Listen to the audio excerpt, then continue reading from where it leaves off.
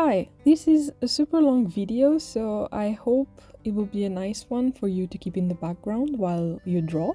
Maybe you can set this as a timer for your daily drawing session if you want. Thank you so much to Arrtx for sending me these markers. I've been wanting to try these particular ones for a very long time, because the fact that they have a brush tip and that you don't need to press them to make the ink flow is truly mind-blowing to me. I guess the only thing that concerns me is I hope this will last longer than I think, because yeah, it's kind of hard to believe that they won't be completely out of ink in like a month or two, but who knows, maybe they'll last longer than I think. I really hope so, because the colors are beautiful and the ink flows so nicely and the texture is very creamy, and yeah, I love them. I guess the only issue I have with this set, aside from my question about their durability, is the order of the colors on the swatch sheet. I followed the marker order that was written on the box and on the sticker sheet, and I don't really know what the criteria was here.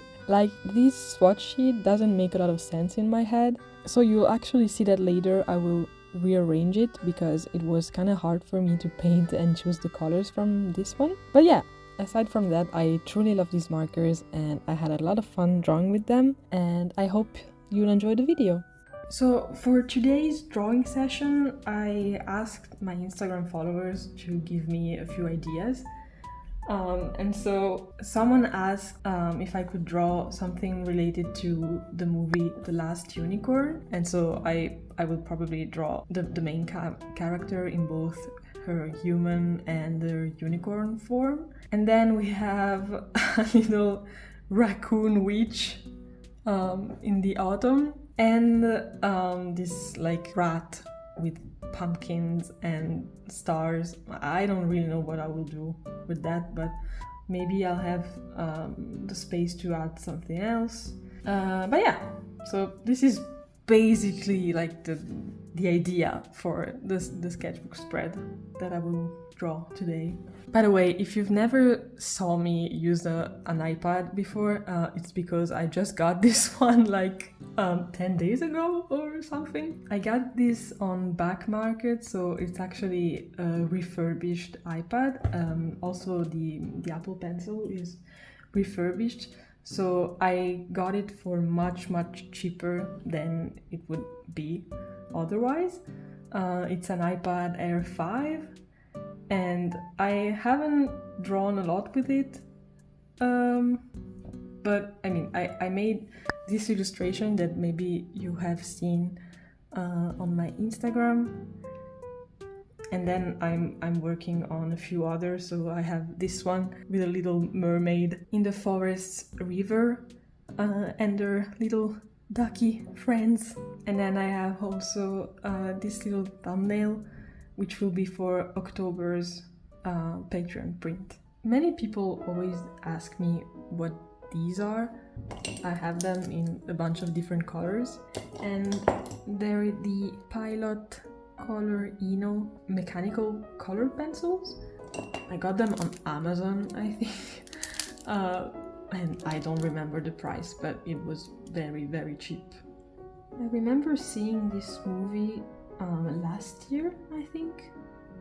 I saw it for the first time and I really enjoyed it, even though maybe sometimes the story felt a little slow, but I actually don't remember it that well. But I remember that the feel of it, like the whole rhythm of the movie and the story and everything was really cozy actually. It felt like, I don't know, a rainy day.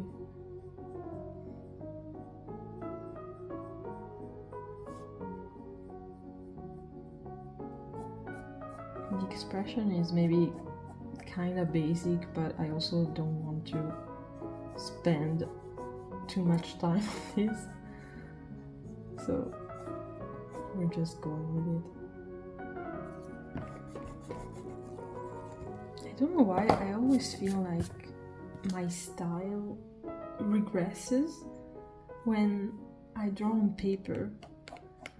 Like, I don't know if if it happens to you too sometimes, but I feel like the way that I draw digitally has like nothing to do with the way that I draw traditionally.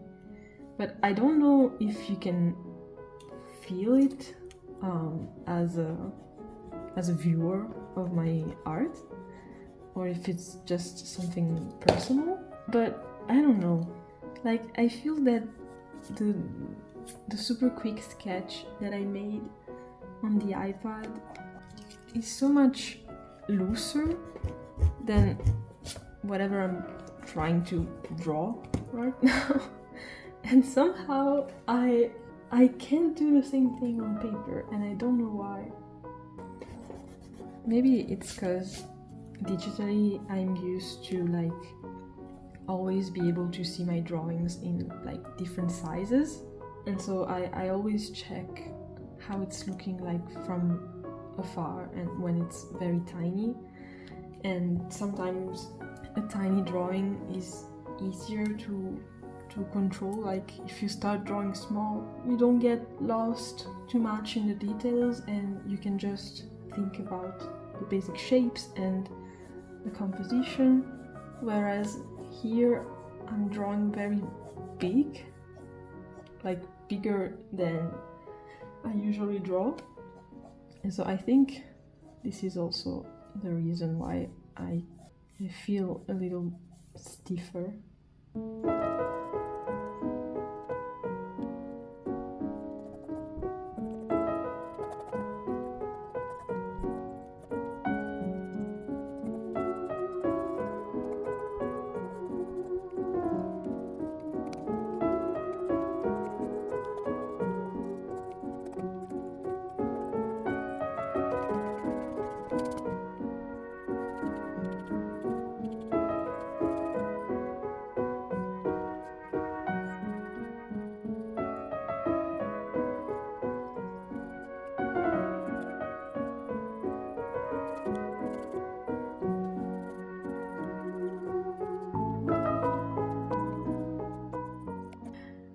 The digital sketch, I drew the unicorn happy.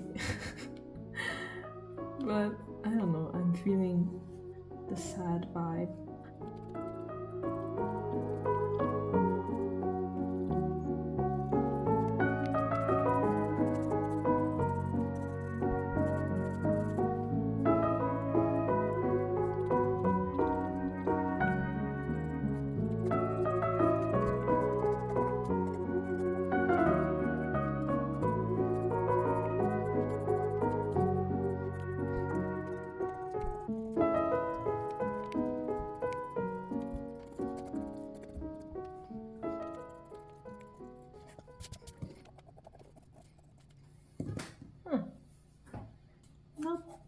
Not so bad.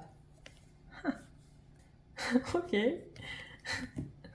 I wasn't expecting to like it so much, but I'm quite happy actually. So, all right. Hi. So my phone took forever to recharge, so I drew these little guys while I waited, just because it's almost getting dark outside and I don't want to start painting like in the evening. So yeah, just to save us some time, I sketched these little pumpkin mice. And so yeah, I'm almost done with the raccoon witch also. I wanted to at least show you a little bit of the sketching phase. And so I actually waited for my phone to finish charging so that I could show you.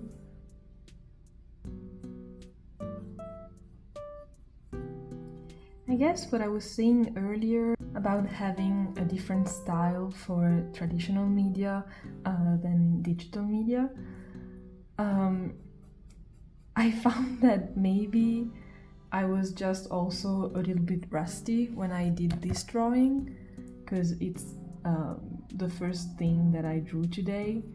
And so even though I still feel the same thing with these sketches, I have to say that the fact that I drew a little bit before doing them kinda helps with being able to be a little bit looser with my drawing. So I'm happy because I managed to make the raccoon witch still a little bit silly, like she was on the digital sketch. The sketch is still very looser, the one on my iPad, but I feel that the gap between the two is less visible compared to like this sketch of the last unicorn. Maybe it's also because this isn't a fan art, so I wasn't like using any references or comparing my drawing to the original style of the cartoon. So subconsciously I probably feel more free while drawing this page compared to this one, because even though I try not to copy stuff when I'm doing fan art, I also realize that it's sometimes hard for me to immediately step away from the original style if I don't like think about a stylization beforehand. So like for now, I didn't do a bunch of like sketches to prepare this sketch before I did this one. So I was really watching the reference images on Pinterest while I drew, and I think this influenced me a lot and also maybe kept me from making something more stylized, I guess. But then I tried not to force it too much, like force myself to make something really in my style and detaching myself from the style of the movie too much, because at the end of the day it's just a sketch in my sketchbook and I don't sell fan arts or make prints out of them, so I'm not really bothered if like the curves of the hair are basically copied from the original film. So I think I'm gonna start with these guys just because I feel they're the easier and I'll probably manage to do only them before the sun sets today. So let's see if I can make something nice, kinda. So I already know from watching other people's videos about these markers in particular that the ink doesn't really mix very well. Like if you use two colors on top of each other while they're still wet, they won't blend together, they will just like mix in this kind of not really pretty way. I think if you want you can use that to your advantage, but I don't feel very confident about that right now. So I think I'm just going to make a few layers and then let them dry completely and then going on top with another color and so on. But yeah, as we know, if you've seen my previous acrylic markers video, then you know very well that I am not a patient person, and so if I manage to wait until a layer is dry before going on top of it with another color, then I mean it will mean I have grown as a person, I guess. But we also know that the other video was like a month ago, so I don't think I have grown that much in the meantime. So yeah, I'm just going in. I have no idea what I'm doing, but we'll see. I started with what I think will be the lightest color on the pumpkins. Then I think I will go on top of it with like a brighter orange. So I'm trying to keep in mind the shape of the pumpkin when I use the darker color. just so I can try to make it look more three-dimensional. I'm trying to find like a shade that would be somewhere between the darkest orange here and this one, just so I can make like a little shadow. Maybe I'll use that one and just... I really don't know what I'm doing.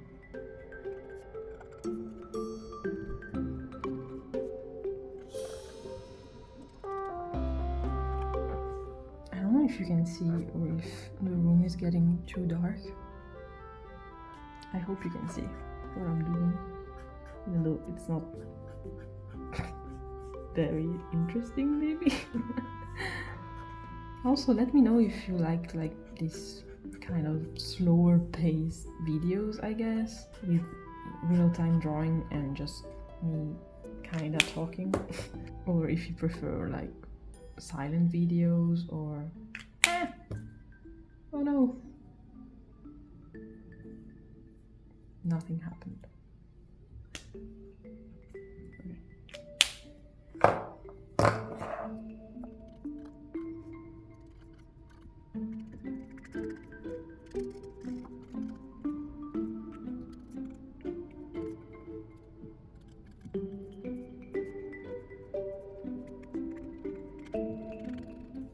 If you want like acrylic markers tutorial and stuff, I'm really not the right person. I won't be teaching you anything here, I think, but kind of like to, you know, like share my little journey with you, I guess. I hope it's at least a little bit entertaining.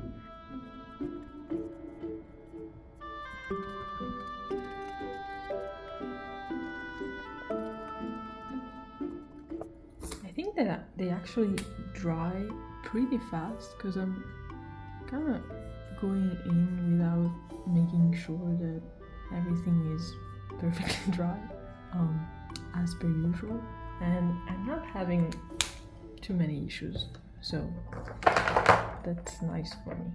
Oh no!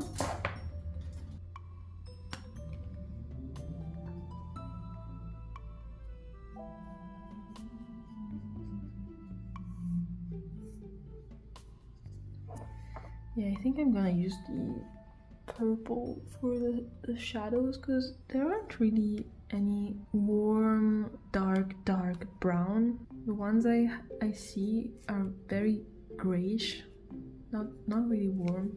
So I hope that the purple can work. This one is maybe a little bit too light. I think I'll also go on top of it with the black. I'm not sure that I like what I'm doing, but we're here to learn, so it's fine.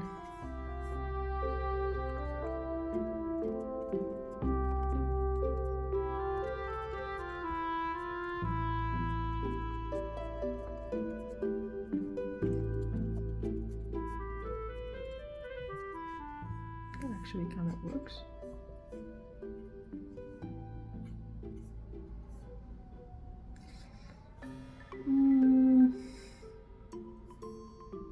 Too much maybe. I'll probably do it because I don't care how this turns out.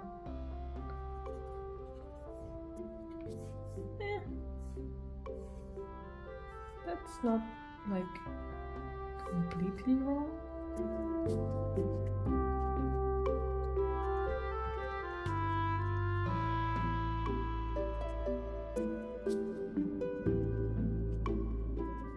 I mean, it's not bad.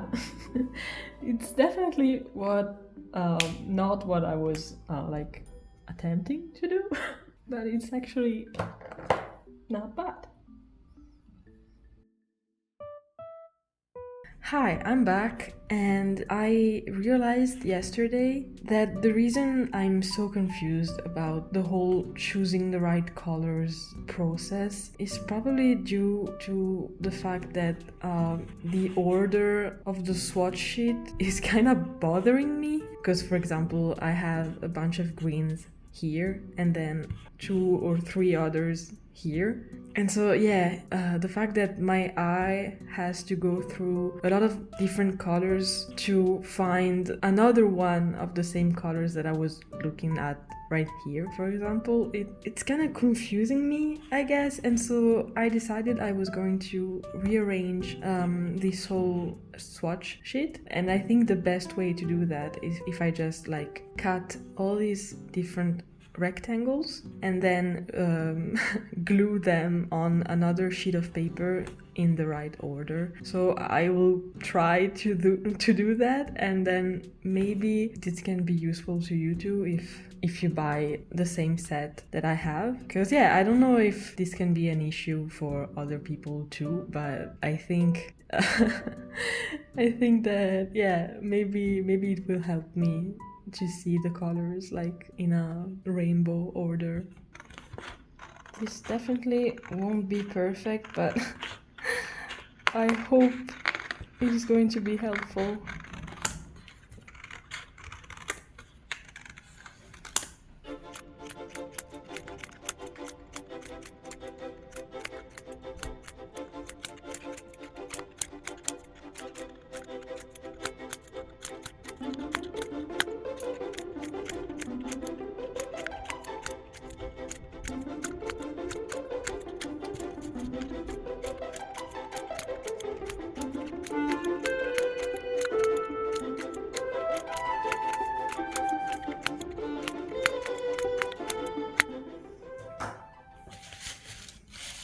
This would actually also be a very fun way to come up with color palettes ideas, because you could also just leave these little rectangles like this, like not attached to another piece of paper, and then you could just mix them and like choose 2 or 3 and put them together and see if it's a nice color palette that could work.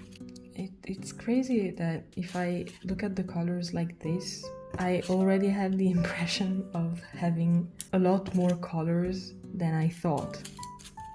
I don't really know how I will like rearrange them. It probably won't be perfect because I'm not like a color expert, but it will at least be better than before, I hope. Yeah, I think what's more intuitive for me is if I go from yellow to orange to red, then to pink, purple, blue, green, then all the browns, grayish tones, and then black for last. What do you think? I think this is what makes most sense in my head.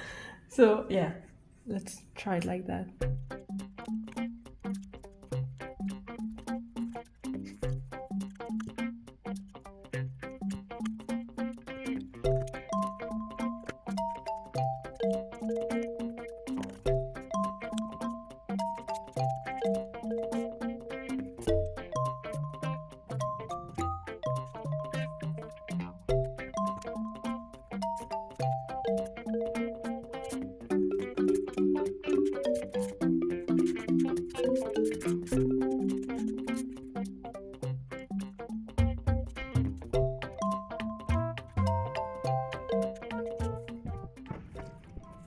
I'm pretty sure this wasn't a waste of time, but I'm not 100% certain.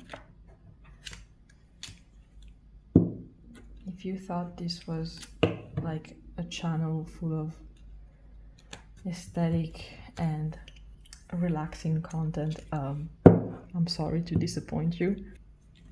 This is just a very honest portrayal of the mess inside my head.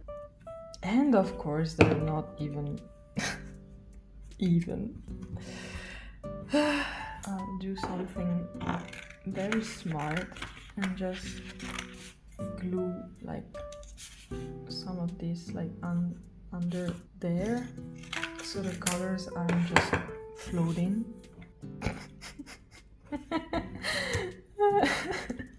Ugliest swatch sheet ever. This is so bad.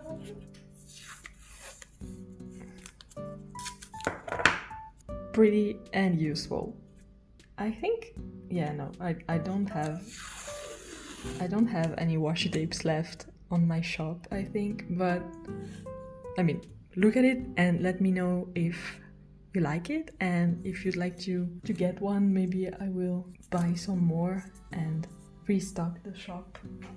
This is very ugly and very gluey, but I think that maybe I can read this swatch sheet a lot better than the one I had before. Like, I'm not very good at rearranging colors, so some of this doesn't make sense still, like these more orangey reddish browns that I should have probably just put with the red and orange colors. But yeah, I think it's at least more readable than the default one, I think, at least for me personally. So yeah, let's start drawing again.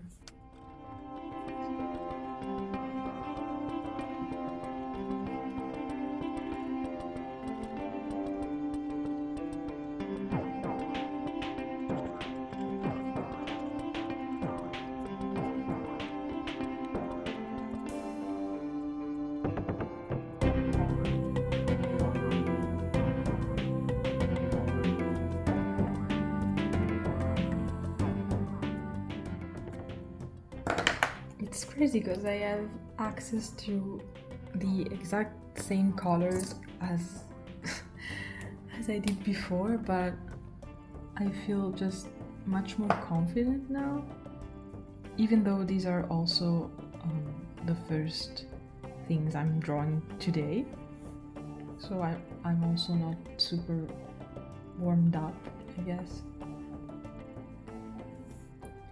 Still not exactly as I would like, but I think it's better than yesterday at least.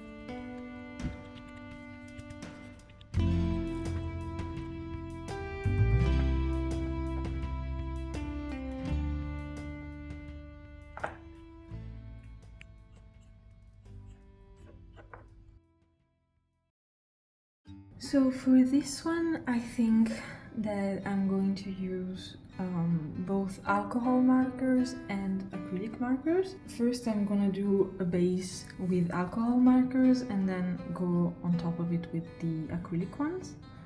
Okay, so I think I have all the colors that I need for now.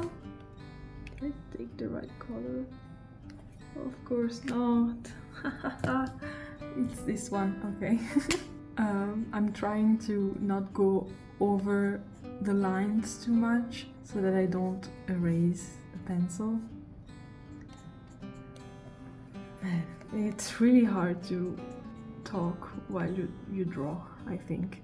I think not just for me, I guess it's a current problem, I think. I also don't know if artists are actually supposed to be able to speak while they draw, or if it's something that we kinda invented in the last century, mostly with social media also and stuff, and the fact that artists need more and more to like sell themselves. And I mean, they always needed to, like, if you wanted to promote a painting or to be commissioned to make a painting, like even 500 years ago, you needed to have some communication skills, I guess. But yeah, now it's actually a little bit ridiculous, I think. Like the amount of content we need to create to be able to live with our personal art. Because then you can be an artist like working in the animation industry or an illustrator, and then maybe once you find one job, then you don't really need to promote yourself that much if you're lucky. And if you're also good, then people will actually find you and you don't have to look for work a lot, hopefully. But yeah, if you just want to make art that you want to make and for yourself and stuff, I think it's becoming like more and more important that you also become a content creator, which is a disgusting term, I think. So I think I was talking about the question I got about choosing colors for an illustration and stuff, and it's something that I actually quite struggle with. I know that my illustrations always look like very colorful, and so I guess from the outside it might seem like I know what I'm doing. And I'm not talking about the sketches and the stuff that you mostly see on my YouTube channel, I guess, because it's mostly like sketches and traditional art, which is something that I'm not really good at. I'm actually talking about the art that you see me post on Instagram or my comic book, I guess. And so the stuff that, the more polished stuff. And so yeah, for that kind of work, I also don't really know what I'm doing most of the time. Like, it's not like I have a bunch of color palettes in my head ready to go. Like, every time I start a new illustration, I spend an insane amount of time searching for references, looking at other artists' work. And I think if I have any advice about that, it's try to not use only one reference, is what I would say. I think what works for me is that I find like 2 or 3, maybe 4 illustrations from other people, or pictures, like real life photos of environments or people, depending on what I want to draw. But yeah, I would like pick 2 or 3 and then combine them, because the problem if you use only one reference is that you might find yourself copying it and like, yeah, not using it just as a reference for like a few elements, but actually referencing the whole image. Whereas what I try to do usually is like find something that I like in one picture that I think could work for like one particular element of my illustration, and then finding some other thing that I like in another picture and referencing that for another part of the illustration. And yeah, and like that you think about what you're looking at in the reference and apply one particular thing or a mood or a color that you like, a color combination, and just view that reference through the lens of your own sensitivity, I guess, in your own work. And so then the reference may actually serve you and your work, and you're not actually copying it, but you're using it as a tool to create something new and not just copy whatever you're looking at. But then if you also want to like study another artist's work because you want to understand like how they did a certain illustration or how they draw lines while drawing faces, maybe they have a particular style that you love and stuff, then in this case I think it's okay to just have one reference and study it and copy it. But yeah, and that's about references in general, I think, but I do the same for just colors, because yeah, I can never come up with a color palette like on the spot. I always need to look for a bunch of reference before, and then like reducing the crazy amount of reference that I always find to like 2 or 3, and then I try to like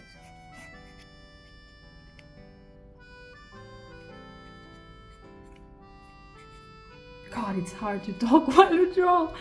I'm sorry, I had to make this strand of hair and I couldn't talk while I did it. What was I saying? Oh no, I completely forgot. That's awful. Okay, so yeah, as I was saying, I think I find a bunch of references in which I like the colors, and I think that those colors could apply well to my own drawing. I think I try to choose like 2 colors first. Like I try to understand what are like the 2 main colors of that picture or the illustration. It depends on the image, I guess, but yeah, I try to figure out like what are the 2 or 3 main colors, and then I try to start from that. Sometimes it's hard because I usually can't find a reference that truly shows the colors that I see in my mind. And I don't know, sometimes if I'm a little blocked that day, I don't have the confidence to like just go with the flow and choose one color and go with it. Also because I think with digital art it's kind of daunting to have that big ass color wheel with like infinite colors. I think one other like tip, if you're having trouble finding the right colors for a digital piece or also a traditional piece, I think it's always best maybe to test a color palette in your sketchbook first with your actual art supplies, because then you have like a limited amount of colors to choose from. And oh gosh, she has like high shadow now. Well, we're going with it. This was maybe a mistake. But yeah, when I can't really choose colors for an illustration because the color wheel in Clip Studio Paint or Procreate seems a little bit too infinite, I just go in my sketchbook and I take my alcohol markers, and you know, the choice of colors is very limited, and so this forces you to not overthink it too much and just pick a few colors that you're vibing with, and yeah, and not overthink it, I guess. And then once you have those like 2 or 3 main colors, I think it gets easier, because then you just need to make sure that the image is readable.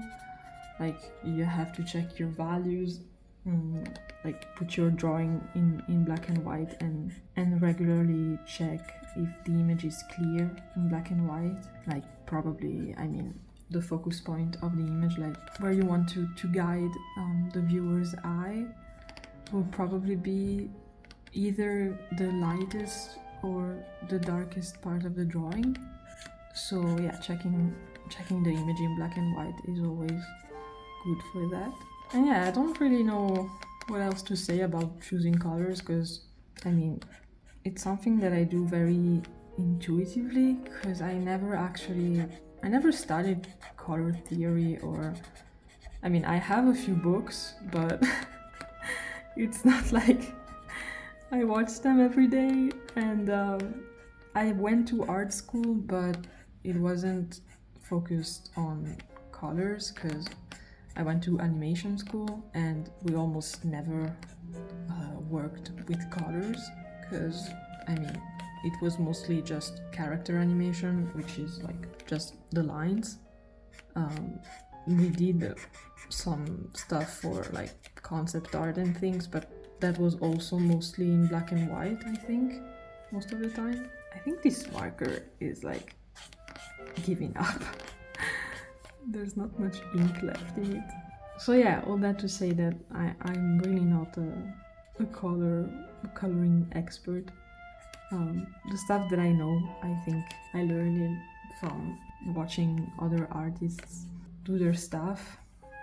I'm trying to think of if I have any recommendation for like artists that I look up to when it comes to colors. And I think the first name that comes to mind is obviously Loish, because I mean, she's been one of my biggest inspirations since I was like 12. Then for more traditional art, I really love Heikala's work. Also, Gretel Lasky's sketchbooks are awesome. And then if you're curious to see like what kind of images I use as reference in my work, I actually have a few public Pinterest boards, so you can see a bunch of images that I actually used for a lot of my illustrations and stuff. Another question I got was, how do I fight art block? I think it's a thing that I already answered once, but I'm gonna answer again. But I don't really have like the best answer, I think, because the way that I deal with art block is just that I do not deal with art block actually, because if I realize that I'm burnt out, I usually just listen to my body and my mind, and I take it as a sign that maybe I've worked too hard, or that maybe it's just the time to focus on something else. And I know that sooner or later inspiration will come back to me, I guess. And so I don't really fight it, I just go with it.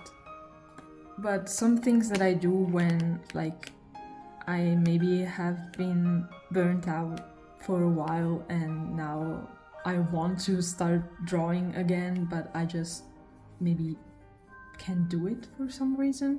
I think yeah, when that happens, I try to find inspiration, like force myself to see inspiration like stuff that inspires me. So maybe I look at a movie that I love, or I'll go for a walk in one of my favorite like nature spots, and I try to look very hard and see if there's something that maybe I can try to draw, I guess.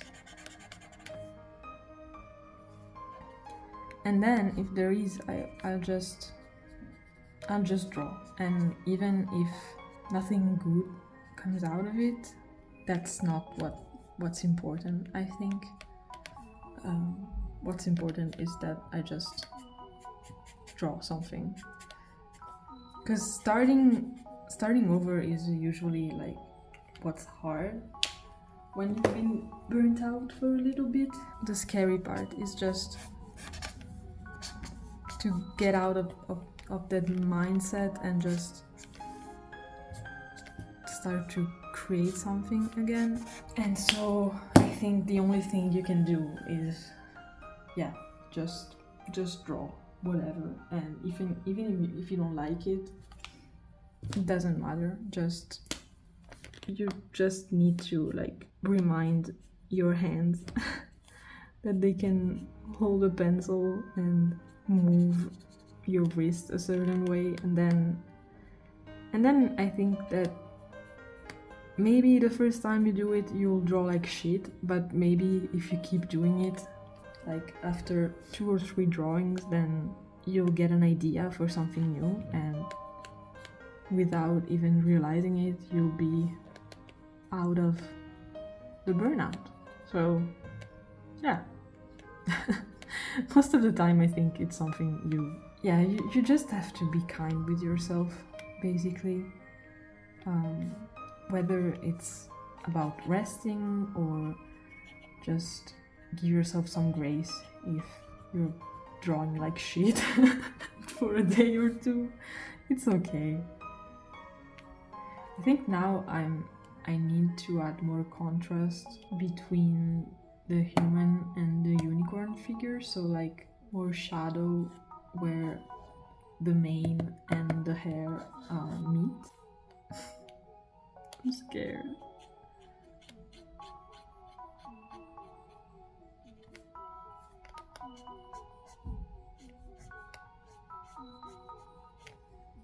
I'm also trying to loosen up and just paint a little faster, but I'm not really there yet.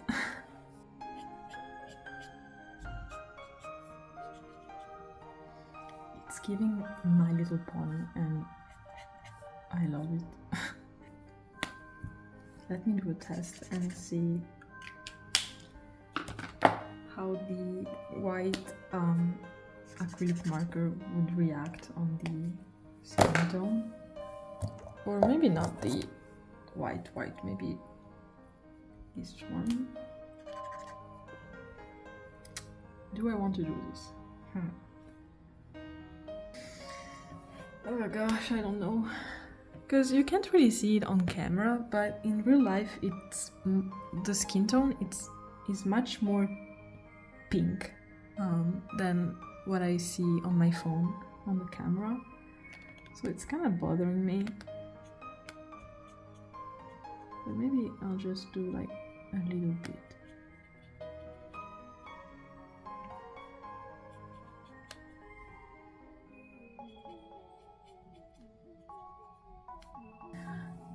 The unicorn is very, very white,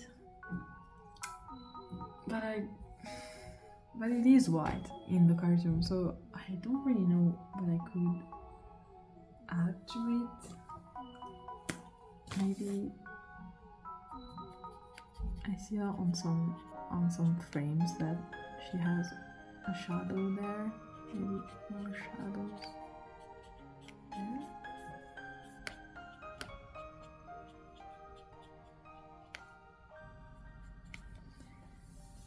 I'm using the alcohol markers first because I think I feel more confident with them. But if I see that the shadows are working, maybe I'll go on top of it with the acrylic markers as well. I also don't want to overdo it too much.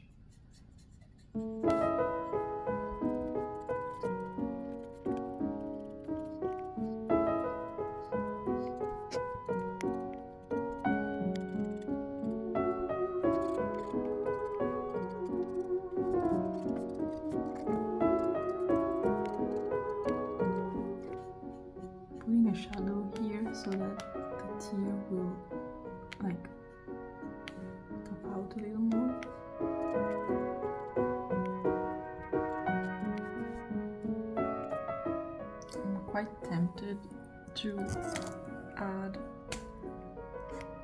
a layer of darker purple shadows. Go do it. But not too much, please.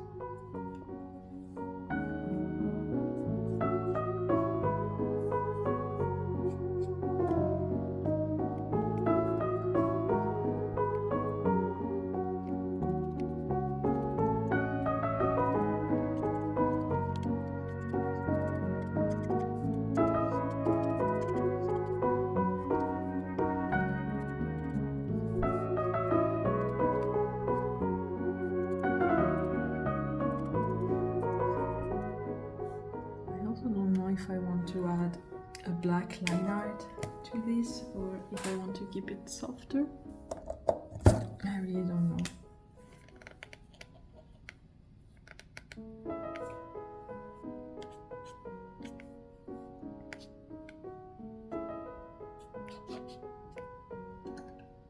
I wonder if I can use color pencils on top of the acrylic markers or if it will scratch the colors. Yeah, I think this will look better than if I used a black liner.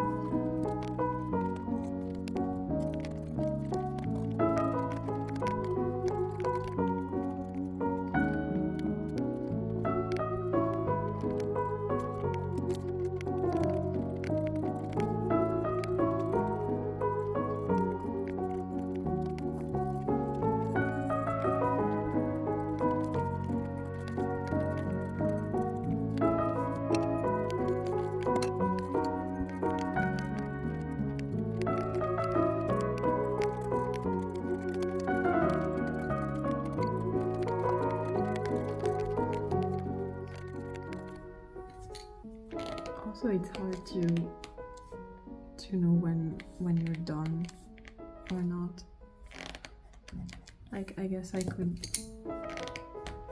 go on for forever adding details and stuff, but maybe it's best if I don't. Huh. But the fact that the paper isn't white makes it that I can maybe add highlights with the white. Maybe I could use it to like erase this part. I'll definitely be sorry for what I'm doing. Well, it's done, so it's okay. It's not that bad. Do I want to also have... Yeah. Highlights in the hair. Why not?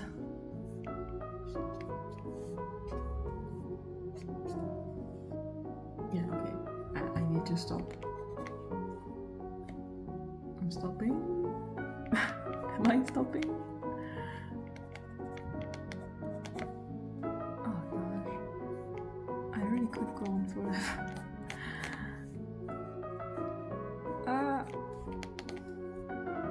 Okay, stop. No, wait. Not yet.